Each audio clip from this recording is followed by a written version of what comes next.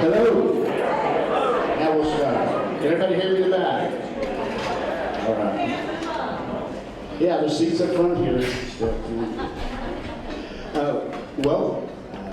Welcome back.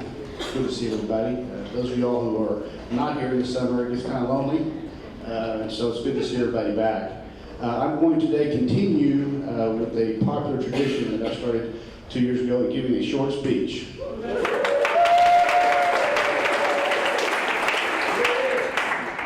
If you remember 2 years ago, I don't know if I told you that 2 years ago, but maybe I told you last year, but I was over getting ready for the speech at about 9 in the morning, and my wife called and said the dogs are out. And I said, well, you're going to have to go get them because I got to prepare for the speech. She said, I didn't need the gate open.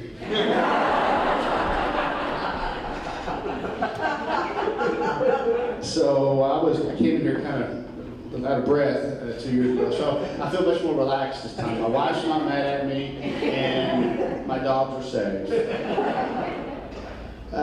Before we get started, I want to introduce some people in groups because they've been very, very important to me this last 2 years. And it's not the executive team, it's not even the administrative council. I'd like these people, the officers of the following groups to stand up. First of all, the Faculty Senate.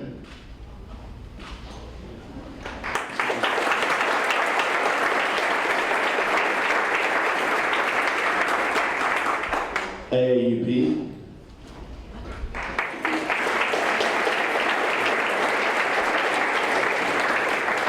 And the Staff Association.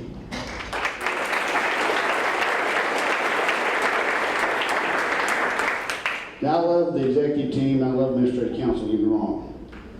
But it's been the communication I've had with you all that's made this job special for me and where I've learned the most and what you all go through every day.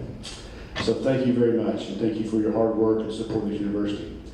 Another group I'd like to thank, a year ago we announced the formation of 4 presidential advisory committees. If the folks who've served on one of those 4 committees, academics, recruiting, enrollment, budget, and fundraising, alumni relations, would y'all stand up?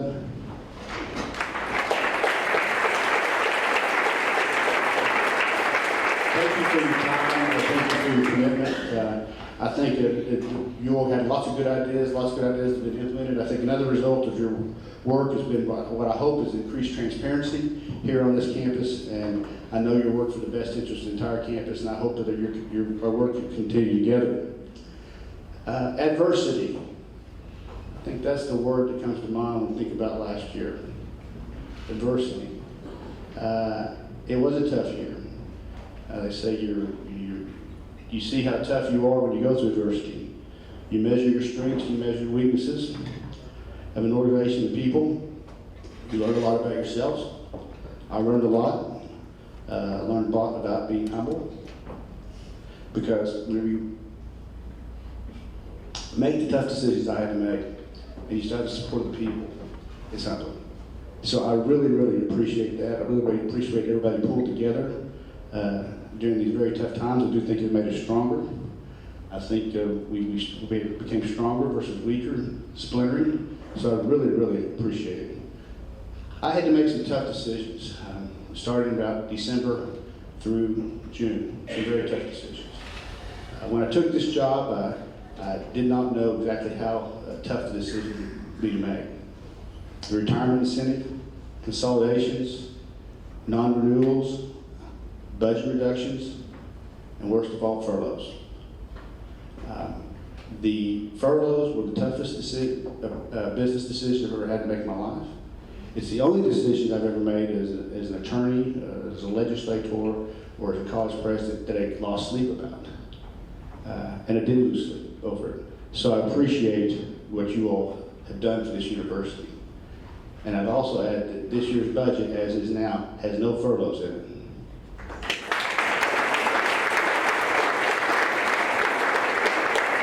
And if the state keeps its commitment to us and what they've allocated to us, there will be no furloughs. I don't have a crystal ball, though. Just to give you a recap, you've read all my emails over and over. We're down $3 million versus what we were supposed to get in 2016. We were cut real time from December to to June, as in short as each month, money we were promised, not getting it, of about $1.5 million in the spring. You all are very aware of some of the things we did. We've talked about those.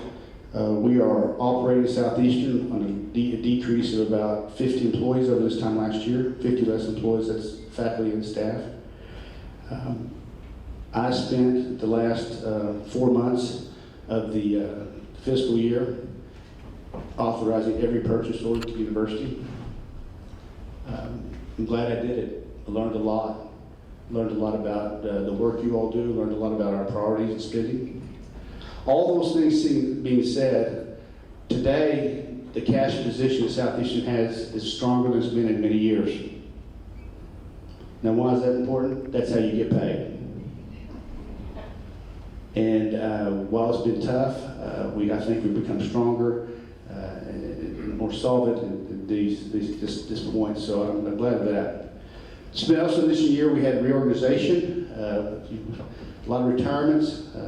I know y'all are anxiously waiting to see how we perform in that way. We've expanded our online MBA program, which is about double the size in the last 3 months. Thank you, business professors, for all your work. So what am I going to do now that hopefully I have the spring of the budget behind me? As your president, I need to get out more. I'm going to spend my time fundraising and recruiting. For instance, I have a goal to meet with every public school superintendent in the area to build those relationships. I've already had lunch with David Hicks, the superintendent of Sherman Schools, and I plan to do that all over this part of Southeast Oklahoma and North Texas.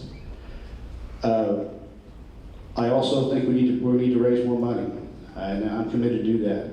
I think my first priority in raising money is to raise money, scholarship money, not endowment money, scholarship money that we can spend now. So my goal is to raise $1 million in the next 5 years to attract students. And when I say that, once again, I'm not talking about $1 million endowment, I'm talking about $1 million that we could dispatch to get students. We're going to set some goals of enrollment. And to that end, today, or maybe you already got it, you're going to get not the expansive funnel report, but 4 lines every so often. Everybody's going to get where our enrollment is. These numbers are no secret. We're a public institution. With state funding going down, we're going to live and die by enrollment numbers. So we all need to be in this together. And thank you, Christy Luke, for putting this together. And we will be presenting this to you periodically as enrollment starts, and then more frequently as we get towards the end of the enrollment period, so everybody knows where we are. The goals we have set, I've set, is that every fall, starting next fall, I want to have 600 brand new freshmen and 400 transfer students. Those are our goals every fall. We also want to increase the size of our graduate school from about 500 students now to 1,000 students over the next 5 years. These things are very, very doable. Also, when we come to the scholarships and how we approach to recruit students, I want us to have a more unified effort. I want the Alumni Association, the Foundation, department chairs, and housing to work together to put more attractive scholarship packages together for students. We have not been doing that, and we can do that, and we will do that, and I really appreciate everybody's effort as we go forward. Also, what I'll be doing this fall is I've been named or elected chairman of the Legislative Affairs Committee for the Council of Presidents. Don't know why they elected the Democratic leader formerly. I do still have friends out there, so I'm going to be spending a lot of time in the spring while I'm recruiting students, while I'm fundraising at the state capitol in that position, and I hope to be able to make a difference. We were cut 15.92% this year. That's unacceptable. That's a trend that we must turn around. So I will I'm going to be working hard to educate the legislators and make certain that that doesn't happen to us again.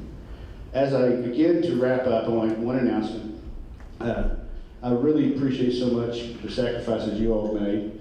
And this is just this announcement. I know it's a token, what I'm fixing to say, but It's something I want to do. I'm announcing one anti-furlough day for you all. You get your birthday off.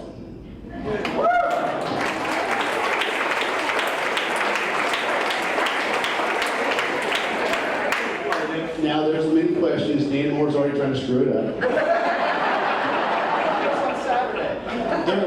There will be a Q&A coming out, I think, later today, and a policy. And Wayne Jones, this is not retroactive.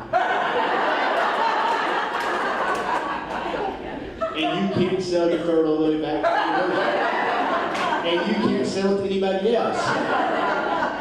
No. So there will be some Q&A and a policy coming out on that, I think, later today. Something kind of fun I wanted to do for you all because of what you all have done for me at the university. Despite everything we've talked about, I'm very hopeful. I mean, I think that Southeastern's best days are ahead of us. Other college universities have furlough days built into their budget for this year. We don't. With these numbers we're talking about with the enrollment, we're going to grow enrollment. We've got a plan now. We're buying a new piece of software that will help us track potential students to help grow enrollment. And I'm excited about that. This has been a tough job, but I've never had a job I loved as much as this one.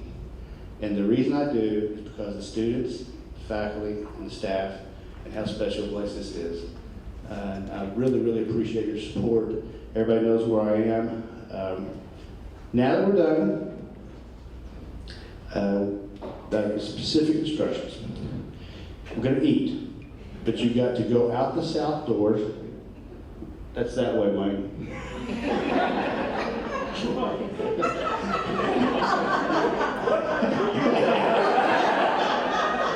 You're going to go out the south doors and turn left and go all the way around and come back, and there's the hamburgers and hot dogs for everybody. Thank you so much.